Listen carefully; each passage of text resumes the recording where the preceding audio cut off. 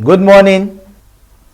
Good morning, Alan Yes, Labaran. thank you for How are you? joining us on the program. Good morning, Abuja. Malan Jibril Ibrahim, the CEO of iMedia TV. Yes, our conversation this morning is significance of technological advancements in our daily life. You are a tech expert. You have your hands full with technological innovations, and you're always speaking about the positive side of technological advancement that is why we this morning we want to look at this impact and how it has helped. My first question to you is, how has technological advancement been able to enable our growth as a people? All right, thank you very much for having me on the show this morning. Um, Good morning to our viewers and everybody watching us this morning. Your question is, how has technology been able to impact our growth and development as a people generally? I think we need to first understand the meaning of technology. Technology is the ability to use advancement in knowledge and apply it. So science is the discovery of, is the research end of technology, where you discover new ways that things happen, and then technology is where you apply it to real life. So really, I think a lot is happening these days, because ultimately technology is meant to find a way to make things easier, make things faster, or make things cheaper. Any of these things. So if we ask ourselves, has it been easier to do business? Is it actually easier to do business these days? And the truth of the matter is, yes. They are quite. If you An example of it is to check on Jumia. There are so many things that wouldn't have had opportunity to do what they do. Another is to look on Gigi. There are so many businesses that are there. I mean, simple technologies like Google Maps are things that now, before I used to tell people in the early days of Google Map, I used to be impressed with what it can do. But now everybody, especially in Abuja, uses it. You take Uber from here to here. Uber and Bolt are services that sit on Google Map. And then if you look at how much we are able to connect today, they ask you that, okay, your family friends in Lagos, have you reached out to them recently? You say, yes, we're on WhatsApp. So connection has been easier, businesses have been easier, keeping up with your safety. For example, you are going from a point to a point, you can drop your location, you can send a WhatsApp to your family group that, okay, this is where I am now, this is what is happening, and people are more connected so they can follow up. If you see a lot of schools now, there are CCTVs in the class to monitor what the teachers are doing. So really, I think a lot is happening. Technology is doing a lot of things. It's just a function of how we are able to domesticate the capabilities of those technology on one hand, but very importantly on the other hand, is our ability to be the ones generating those technological innovations, so that they are not always imported upon us. When we have control of what we are producing in terms of the hardware or in terms of the software, then we can make sure that those technological advancements and improvements are serving us and not, diminishing our cultural value or diminishing our society. So generally, I think technology is having a lot of impact, and with the government policies to get 5G services to get to even rural areas, by the time that happens, a lot of things that we are currently not seeing, we will start seeing. A lot of rural people and rural services will become available, that it will be amazing what the future holds with the advancement of technology.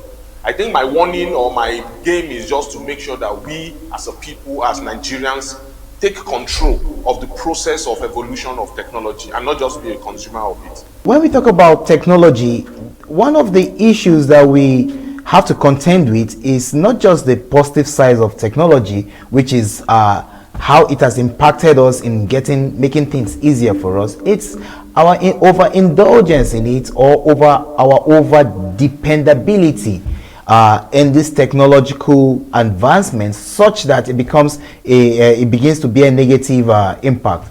In your assessment as an expert, how do we draw the line? I believe the issue of mitigating the negative impact of technology, or of our indulgence and reliance on technology. I really don't see that as being overly negative. It's not the technology that is the problem. It is our control over it. So it's not the fact that you have, new knowledge come. First thing that we need to do, that our government needs to do, is to aim to be ahead of the game. So, for example, for a long time, the internet space in Nigeria, even up to now, to a large extent, is not controlled. So, if you post something online, on YouTube, on Facebook, nobody, to a large extent, you are not likely to be arrested if you can hide your identity effectively. They will not know who, somebody, you go on WhatsApp groups and you see somebody throws a scam on the group. And up till now, they still don't get caught. So the first thing is the government itself needs to be up and doing in regulating the space. It's a space that can be used to bring down poverty. So definitely, to start with, government needs to be involved in regulating the space in one way or the other, without over-regulating that you now start impinging on people's rights. Then secondly, is that we must be able to identify and expand our values, make our values as Nigerians clear to the people, such that we know what we will not take in real life. So the kind of nudity, the kind of waste of time, the kind of vulgar languages that happen on the internet, we must first ensure that we can't do this thing and go scot-free on the physical world. Then that habit can be taken on the internet.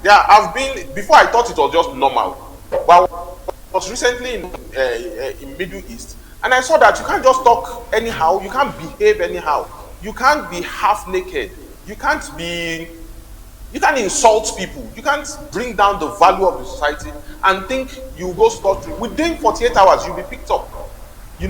So to a large extent, I think we need to build our value as a society. That value, even before we go to the internet, is already breaking down.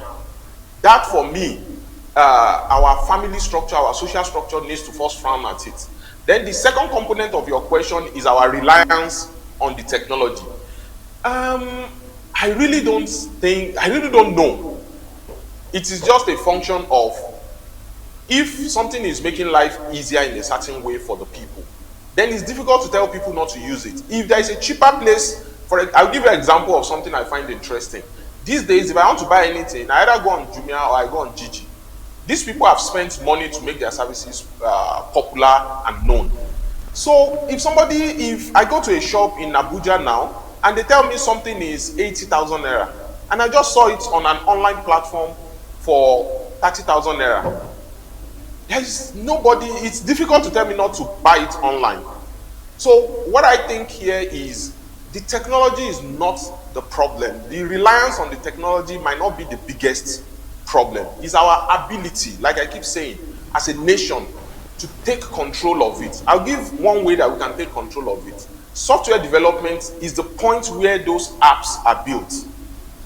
So if we do a lot of STEM, a lot of science, tech, engineering and mathematics related courses in secondary school, then as a nation we'll produce more mathematicians, more programmers, and then we can build the software by ourselves. We can develop the limits and the regulation policies properly, such that if there is a community I saw recently in Asia where at night they have a policy to shut down device usage in their society from 8 p.m. The governor, it was actually just a local government in, I think, Singapore or Malaysia or something. It was just a local government that they experimented it. And the local government chairman proposed it. Many parents accepted that because their children were getting too dependent on technology. And they agreed, and in retrospect, now they are enjoying it because they took control. Their society took control of their usage of technology. So I think, one, if we build our capacity to build our software, we'll be able to put the control inside by ourselves. The kind of languages, the kind of behavior we don't want to see, we'll be able to limit and control them. Two, as a society, we need to decide that, look, we don't want these kind of things. We want to limit our time on it. I'll give you an example of what Google does, for example.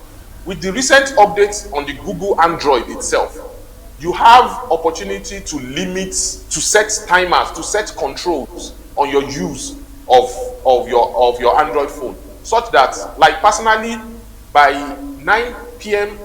by 9 p.m. every day, my phone automatically goes into a silent mode till 6 p.m. Of course, you can override it, but with that do not disturb, which puts my phone in a silent mode automatically between 9:30 p.m. thereabout and 6 a.m.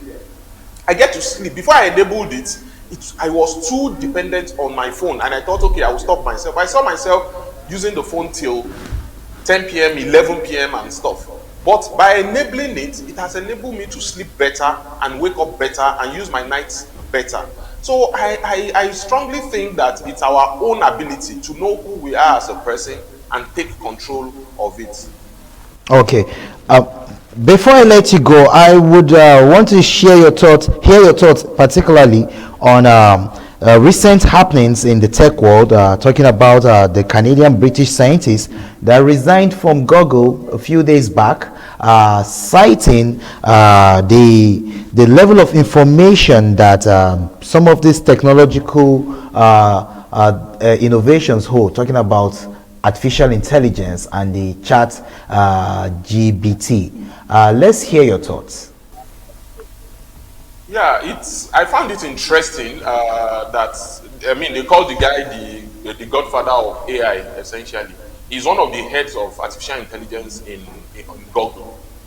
I think the conversation that even somebody like Elon Musk has also raised is that what we are having with artificial intelligence currently is very powerful. We might not have started feeling it fully in Nigeria, but some of us that use it already see the power of AI. Now, the guy is concerned about the fact that the pace at which the artificial intelligence is moving, there is a risk that a lot of jobs, a lot of interactions, a lot of behaviors, a lot of security issues are going to be breached in a manner that the society is not those things that are so bad themselves, but the society will not be ready for it.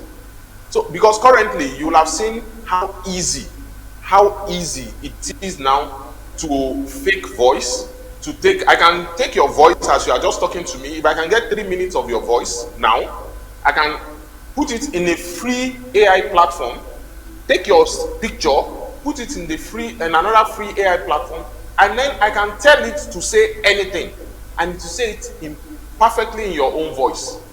So I can say, Mr. Labaran said this, and I will generate it in a manner that you'll be wondering, it seems I said it. You start doubting yourself if you see some of these things. So at the level of security, it's accelerating very fast. At the level of jobs creation is going to eat a lot of people's jobs. A lot.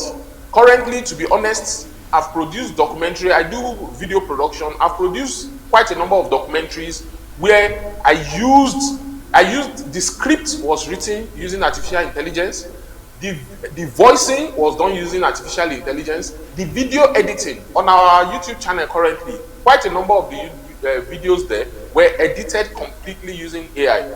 That is, I just take a long form, like this conversation we are having now, there are platforms you throw it to, it will cut for you beautiful 2 minute clips that are edited, subtitled, graphics and everything. So what happens to the job of your video editor? What happens to the job of your script writers? So many jobs, even in banking, in secretarial work, you want to write a letter now. I mean, I wrote a letter to a government official recently where I just told it, look, I need to write a letter to this person stating this condition, stating that condition, making that proposal for this amount. And a beautiful 2-page letter was written. And I was wondering, so I didn't need to wait for the admin of the office, the secretariat and everything. So some of the things that the guy is afraid of is the rate at which artificial intelligence is going. A lot of things will change faster than people will be ready for it. So for me, I think in a place like Nigeria, where the adoption is not so high, we are in a race against time to get of the capacities of artificial intelligence, to be able to take control of it and put what they call guardrails. Like, interestingly, currently on ChatGPT, There are some things you would ask it to do that it will tell you as an artificial intelligence, I cannot, as a model that I am, I would not do that. That's because they put those guardrails. But what of the other places that there are no guardrails? So it's really important for us as a people, as Nigerians, to race to become developers and trainers of those artificial intelligence. If the people ahead of us are already seeing danger, we that we are behind, we have a big opportunity to take control of it, protect our data, have data security in a manner that some people cannot just take advantage of our open system and influence us in a manner that we are not prepared for. So I think largely the risk, the issues are real. It's just for us to be ahead of the curve and be ready to, take control of what is happening to us and not just be a receiver of some of these dangers. Okay. Thank you so much, Jibril Ibrahim. It's been a pleasure speaking with you, talking about the significance of technological advancement in our daily lives and how we can further protect ourselves and our data as we continue to use and enjoy this technology. It's been a wonderful time with you. We would continue the program now by going on a short